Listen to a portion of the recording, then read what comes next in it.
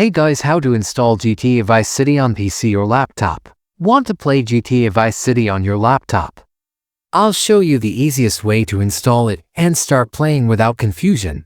Let's get started. If you find this video useful, please consider subscribing and liking the video. Now first of all, open the web browser on your laptop and search for Rockstar. The link to Rockstar will also be found in my description. And open the Rockstar website. After opening Rockstar, you will see the search icon at the top. Click on it, and then select a game and search for GTA. These are all GTA games. Scroll down and find GTA Vice City. Click on it. After that, you will see the Buy Now button. Click on it. And then scroll down a little and see the Buy button at the bottom.